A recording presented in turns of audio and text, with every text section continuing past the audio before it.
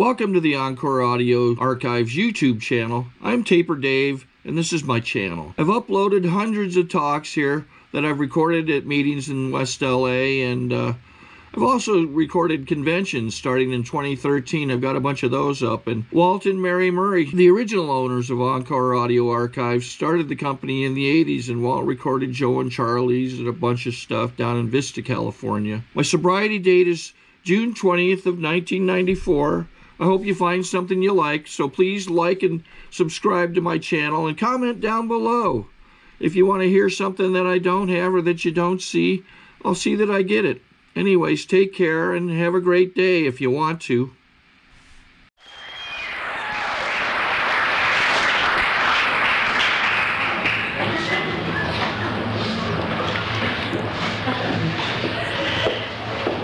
Behold this thing that God has wrought.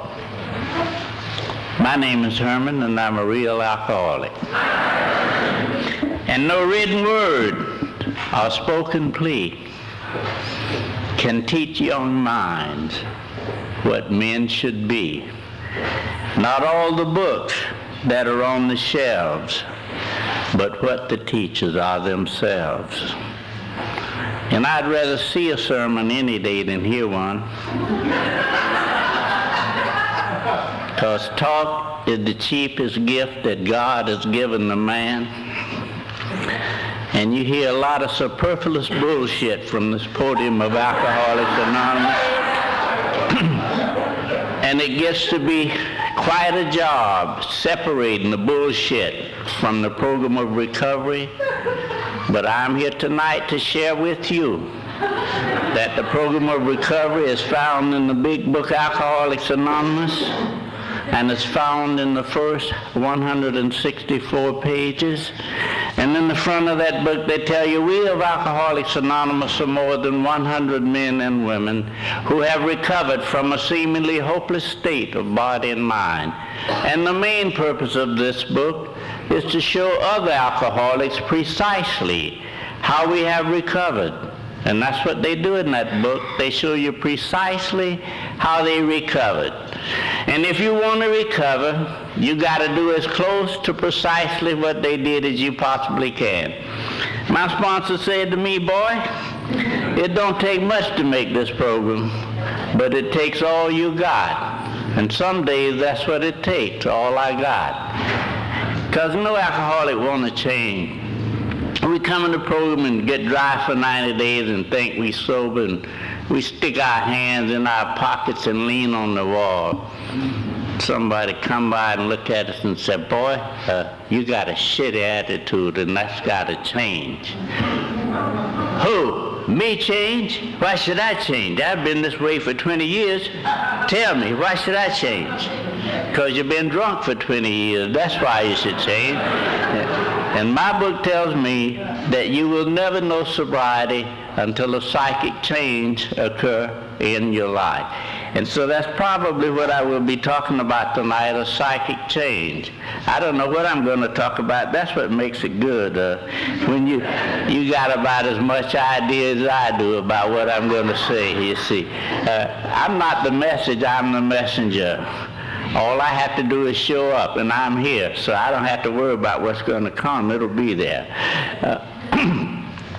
You know, about 500 years ago, had a little guy that's going around teaching called Omakayan, and he had all the students sitting at his feet, and one of them said, "And speak to us of love."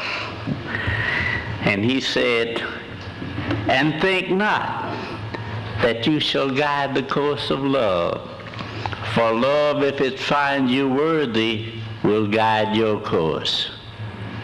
And 500 years later, we still around here trying to get it together. You know, I got a girl that I'm working at. She's 19 years she's been here, you know, and she's going with a guy. And she got a daughter that's 17 by this guy. And she finally said the other day, "You know, I don't believe he's going to marry me.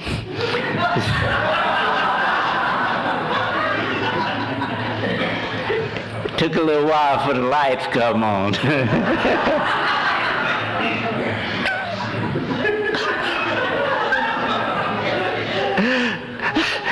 I'd certainly like to congratulate all the people who had the birthdays. I wish you just had birthdays tonight, and I sat there and watched, you know. I enjoyed it so much. And the pianist, doggone, he's out of sight. I really enjoyed that. And the chip takers, you know, people all put a lot of emphasis on time. Time ain't shit.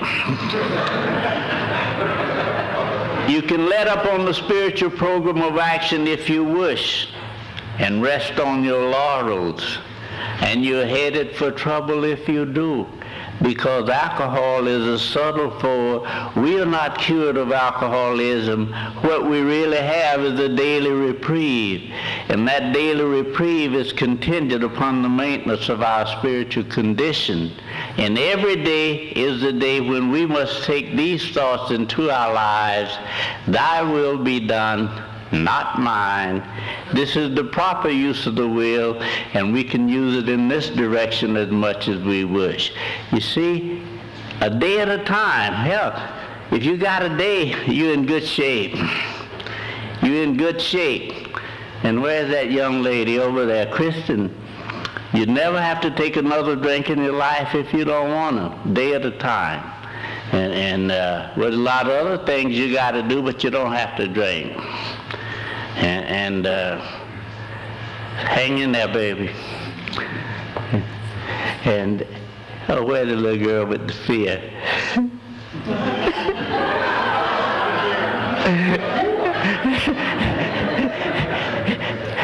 We have nothing to fear but fear itself. Tell fear to go to hell. You don't want none of it. You don't want no part of it. You're going to walk right through this thing, and you're going to, whatever you got to do in San Francisco, don't worry about it. Just say your prayers before you go. That's all you got to do. You don't have to, you just have to do footwork, and then you take off. You see, my hardest job, lack of power, is our dilemma. See, I always thought I had some power, and I'm going to do something. I, me, my. And I haven't ever been able to do anything. And it finally, you know, I used to have ideas. They'd be brilliant ideas, you know. And I used to I used to sit down and think up ideas to try on my sponsor, you know. And I go to him with this brilliant idea. I said, Ray, what do you think about this? And before I go to him, I attack it from the south, it stands up. I attack it from the north, it stands up. I attack it from the east, it stands up. From the west, it stands up. That's a good idea. I rushed to him. I said, Ray, what you think about this? And I lay it on him. He said, boy, that shit won't work.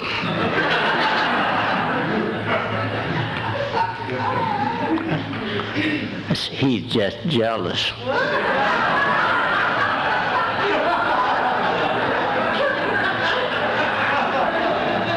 Because I thought of this idea first.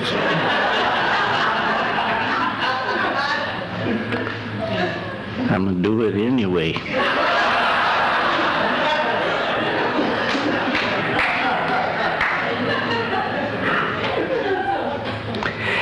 So I do it, and it don't work.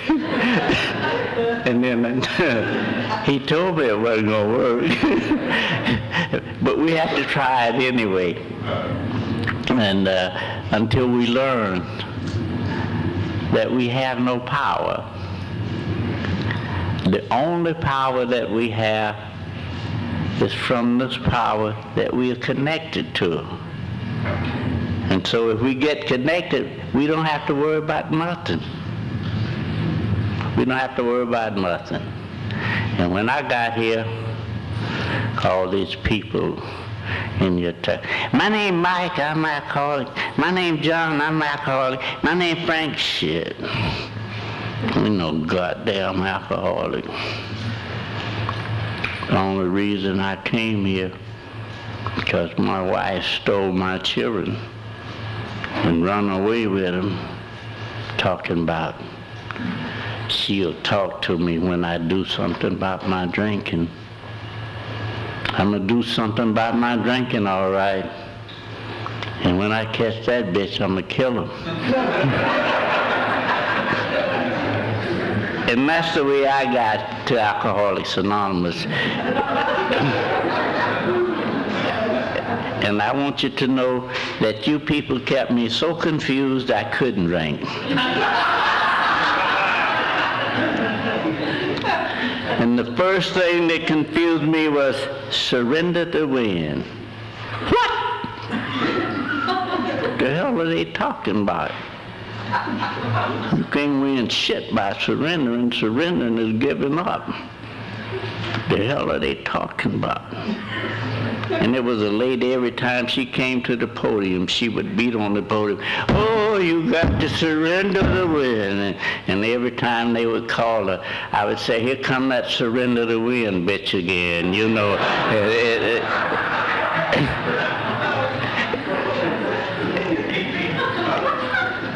And what helped me over that hurdle, it was a guy in my class, his name was Willie Best, you know. And he was 5 days younger than me, but he was 5 times bigger than me. But I thought because I was 5 days older than him, I should be able to beat his ass, you know. And I used to go tell him, come on, Willie, let's wrestle.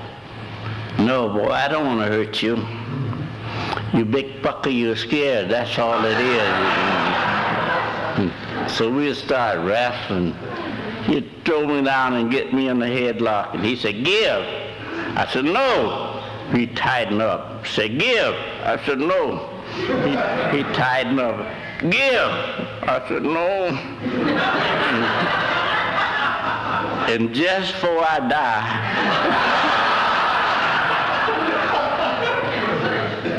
I would say, I give.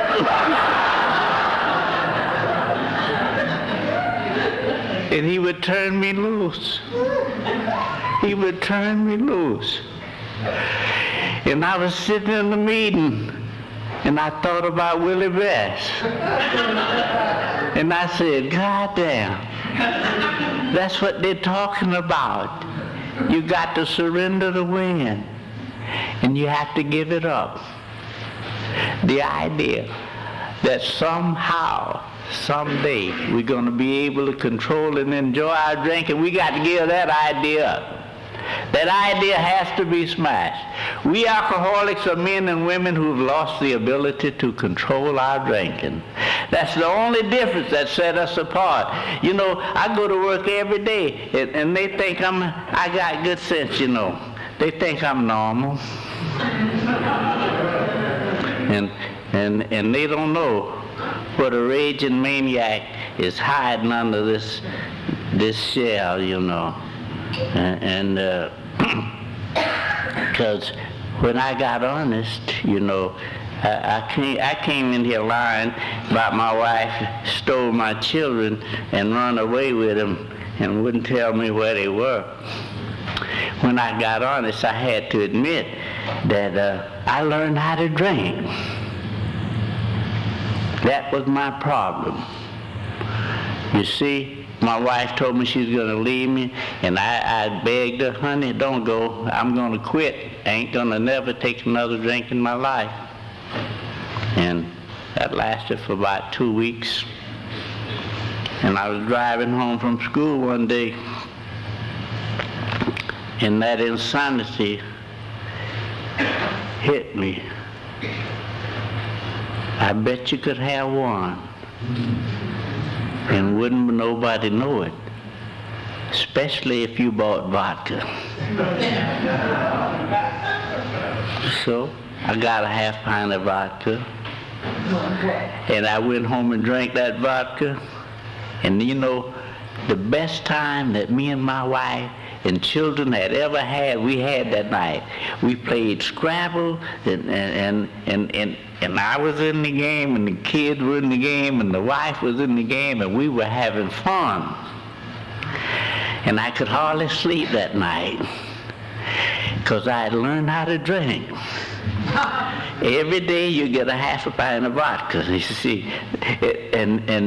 So next day I went to work, and I couldn't hardly work. I was so happy I had learned how to drink. And I went to the liquor store and got a half pint of vodka and went home.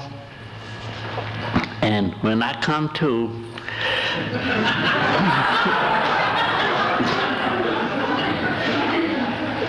liquor bottles were all over the floor. My picture window was broken out. I said, what the hell happened in here? And I ran to the bedroom and cut on the lights, and the bed hadn't been slept in. I said, where's that damn woman? And I went across the hall to the children's room and flicked on the lights, and their bed hadn't been slept in. I said, where's that damn woman gone with my car? I've been going with my children. What time is it? 3 o'clock. I'm gonna kill her ass when she come back here. So I sat to the table, waiting on her to come, and daylight caught me sitting at that table, and she wasn't back. Then the phone rang. Ding. I picked up the phone. I said, hello. She said, Lee. I said, bitch, I'm gonna kill you. She said, yeah, I know it. That's why I ain't coming home. And you know, we alcoholics, we can change. Because when she said she wasn't coming home, I said, honey, you know I'm just kidding, girl. You know I ain't gonna hurt you. Why don't you come home and let's talk about it? And she said, hell no. And when you do something about your drinking, I'll talk to you. And after I told her about her mama and a few other people, I continued to drink for 8 more days before I reached the doors of Alcoholics Anonymous. And I want you to know I haven't had a drink since that time. Since I stepped in here, and I didn't come here to quit. I came here to do something about my drinking. I don't know what I came to do, but it damn sure wasn't to quit. I did not have quitting on my mind. And you see, you people just kept me confused. First it was surrender to win, and then come talking about a day at a time. And I think that's some kind of shit, a day at a time. You got to do it today. You damn sure can't do it yesterday, and you can't do it tomorrow. You got to do it today. What are they talking about? Everything a day at a time. Easy does it. Easy ain't never done shit.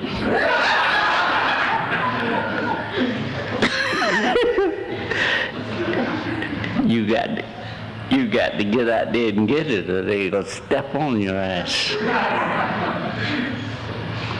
Live and let live. I ain't bothering no damn body. That woman got my children talking about, do something about your drinking, do some shit. Just wait till I catch her ass. What? Let go and let God. Oh, shit. Let go that God shit again. Ain't nothing but opium for the masses.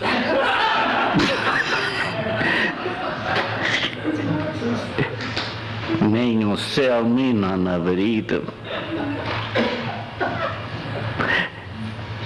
And just in case there's somebody here tonight that's thinking like I was thinking, and you don't want to hear none of that God shit, you better get your ass in gear, because that's what Alcoholics Anonymous is all about, to introduce you to a power that's greater than yourself. When I reached the doors of Alcoholics Anonymous, a lack of power was my dilemma. I didn't have the power to say no to the first drink. I was a social drinker. You say, I think I'll have a drink. And I said, so should I. And that's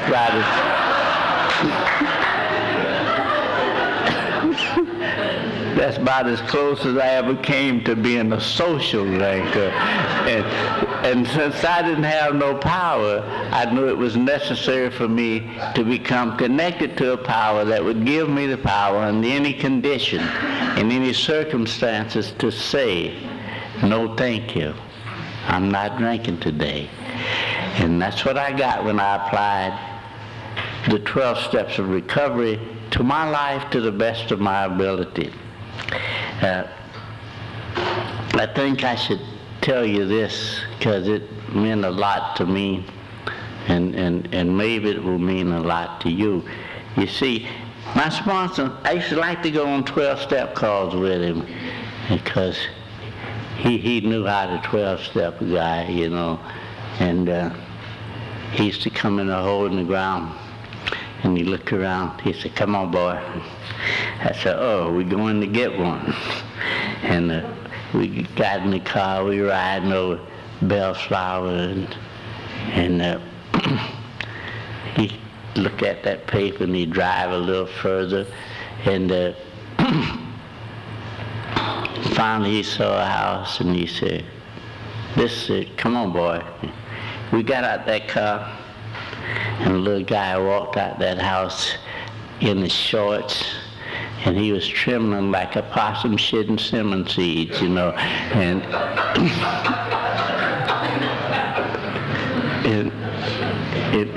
I said,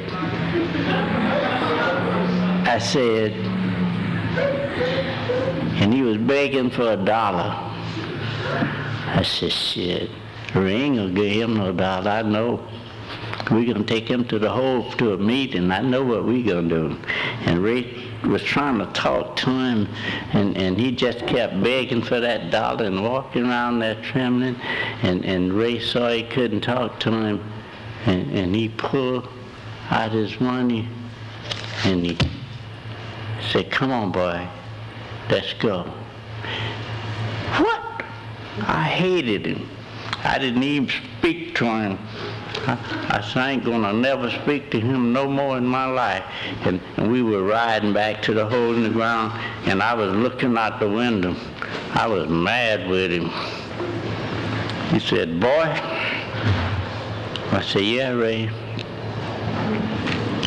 He said, did you feel sorry for that son of a bitch back there? I said, yeah, Ray. He gonna die if somebody don't help him. He said, well, boy, that's about as spiritual as you ever gonna get, is having compassion for another human being. You ain't gonna grow no wings around here.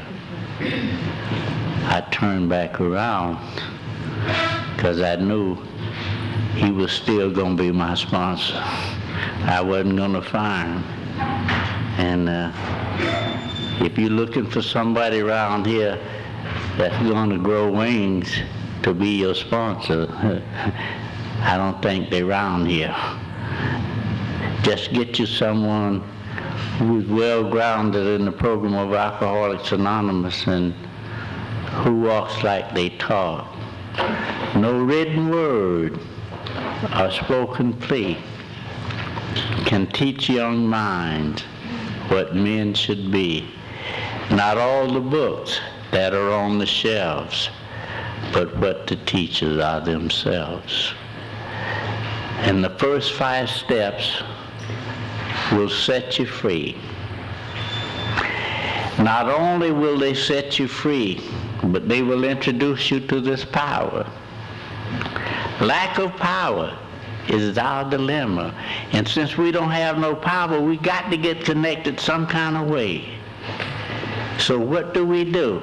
We apply these first 5 steps to our life to the best of our ability.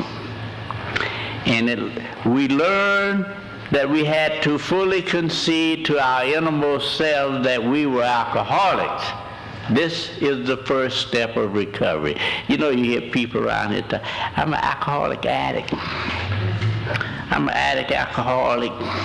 One guy even got up and talked, I'm a narcotic. I wanted to speak him after the meeting to find out what kind he was.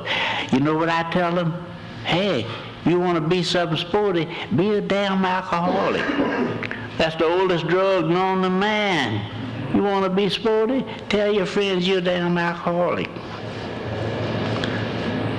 And be something. And, you know, any other drug came after alcohol. So, just say you're alcoholic. That take in all of it.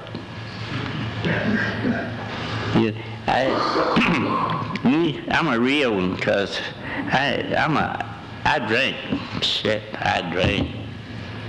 I smoked some weed one time. Y'all don't know what that is, I guess. The marijuana, you know. And when I come to, I had my gun, and my wife and three people lined up against the wall. And I said, "What you fuckers trying to do to me?" You know. And my wife said, "I said, what I'm doing with this gun?" She said, "Thanks heaven," and took that and said, "You can't ever smoke weed no more." That was the end of my weed smoking. And I just stick with the alcohol. And so if you try something, everybody in here done dropped some pills almost and did some other crap, you know. But they know. We learned that we had to fully concede to our innermost selves that we were alcoholics. This is the first step in recovery. The delusion that we are like other people, or presently may be, has to be smashed. We alcoholics are men and women who have lost the ability to control our drinking. That's the only thing that sets us apart. And these first 5 steps will relieve us of this. But you see, the first 5 steps only set us free from the alcohol. And this is a 12-step program. So we have to go on with the other 7, you see. The other 7 steps will cause the program of Alcoholics Anonymous to unfold for us, and we will begin to live the program of Alcoholics Anonymous. That 6th step says, humbly ask him to remove our shortcomings, and the 7th said, the 7th step says, 7. That's what threw me off, because the 6th step said we're entirely ready to have him remove all these defects of character, and the 7th step said humbly ask him to remove our shortcomings. They put 7 there to sweep anything you left in 6, to sweep it away, and that's why that's there. And that 8th step says we made a list of all the persons we had harmed and became willing to make amends to them all.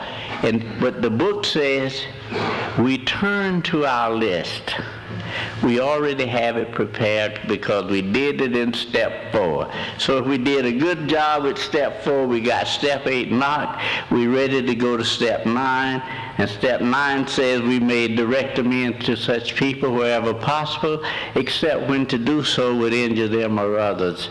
And don't do like my friend at the Hole in the Ground who got 90 days sober, and he was going out to make his amends, and he put on his suit and he went down the streets and he says, "John, I'm sober in Alcoholics Anonymous now, and I've come to make my amends, and I've been going with your wife for 25 years. Somebody gonna get hurt, you see."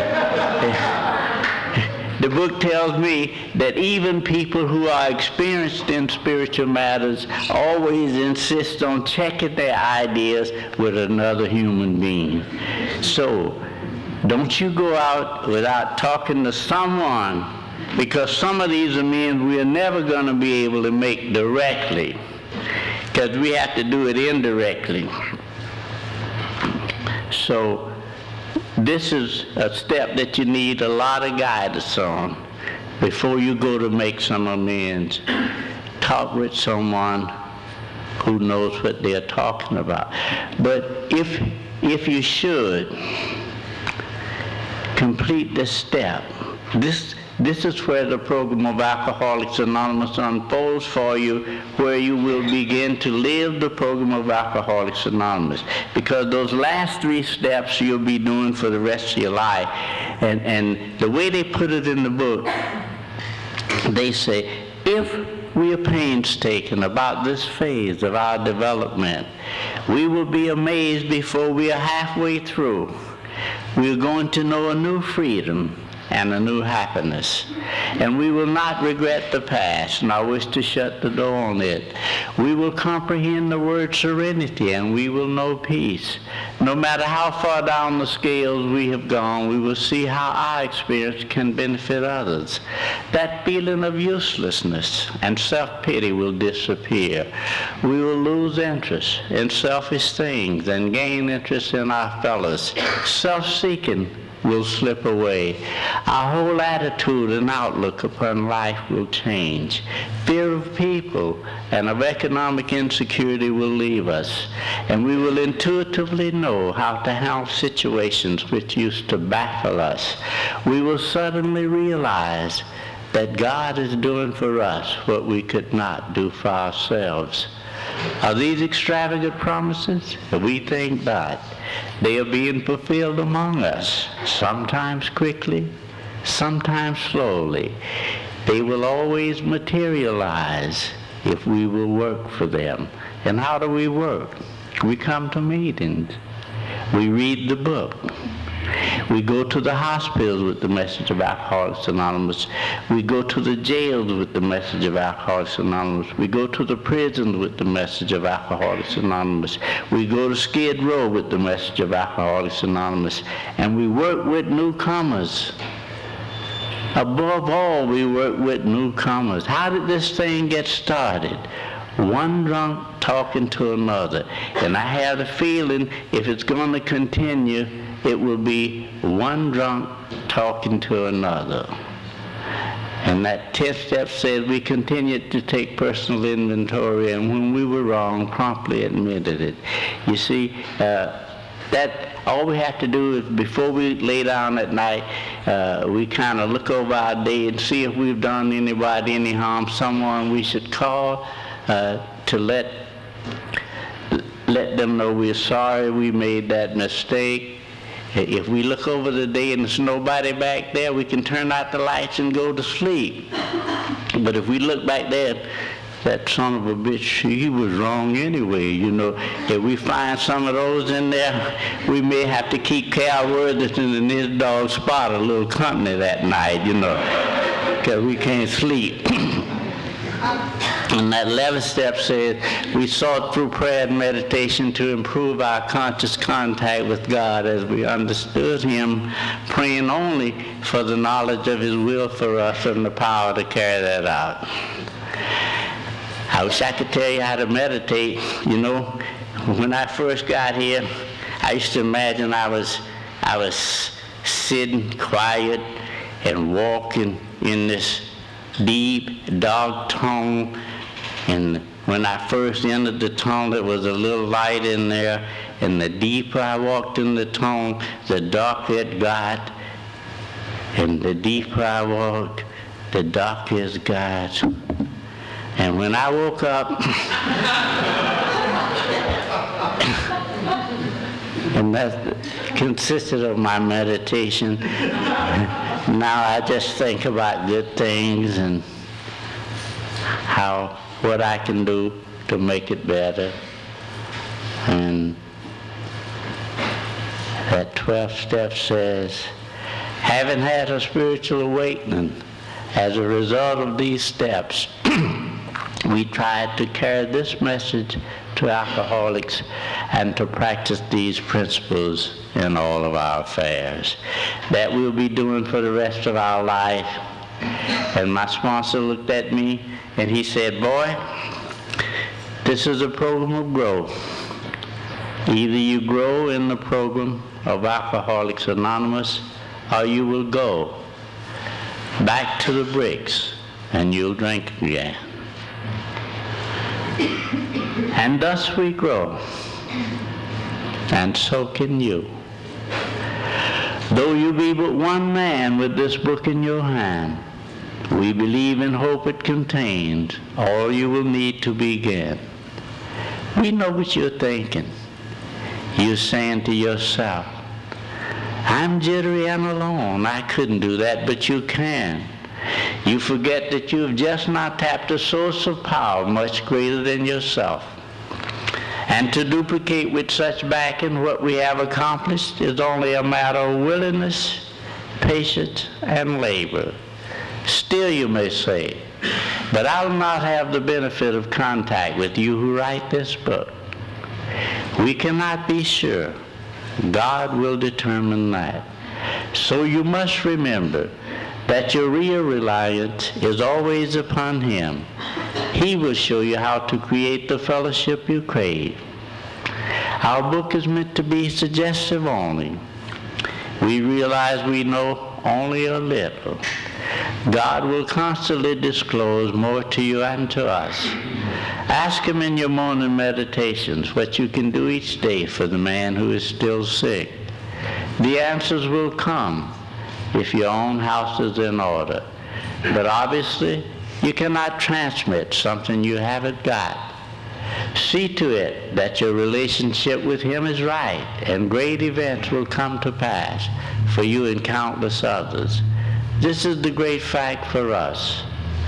Abandon yourself to God as you understand God. Admit your faults to Him and to your fellows. Clear away the wreckage of your past. Give freely of what you find and join us. We shall be with you in the fellowship of the Spirit, and you will surely meet some of us as you tread the road of happy destiny. May God bless you and keep you until then. Thank you.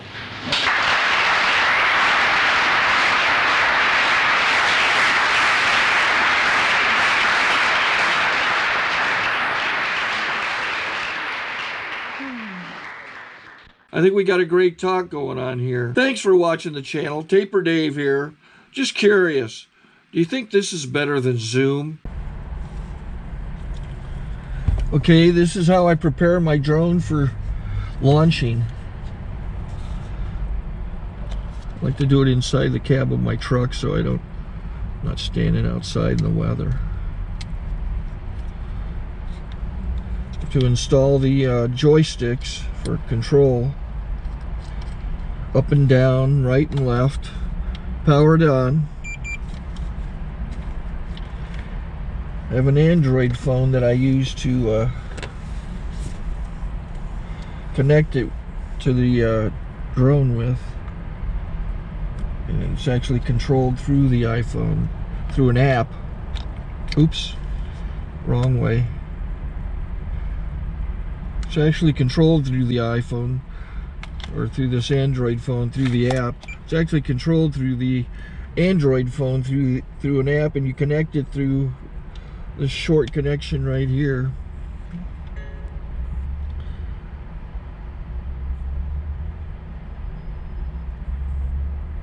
Remote control connected. Remote control's connected. So I pull out the drone. I have to extend the legs. Long legs extended first, then the short legs. Remove the gimbal protector. Set that aside, then power it on one short burst, then one long burst. I lay it down. So I have to go to calibrate. So the drone's not connected yet. It shows you here as this drone gets disconnected, even though the remote's powered on. So the drone has to establish it's connected. So I go into the app to calibration mode. First I'll calibrate the remote controller. Start calibration. Out, in, oop, out, in, up, down, and then this little wheel is to control the gimbal. So it's calibrated. Go to gimbal calibration, start calibration, and then it calibrates the gimbal. I don't know if that shows up. The gimbal's moving all over the place. Changes, you can see it on the video. And I'm calibrated to take off. It's acquired 7 satellites at the moment. There are 26 satellites up in the sky, which it has to acquire before you can take off. So it's connected. It's got enough satellites. This is white. I can go to press this little arrow button, swipe right to take off, and it would start the motors if I slid this to the right. But I'll wait till I get outside. Don't want to do it inside.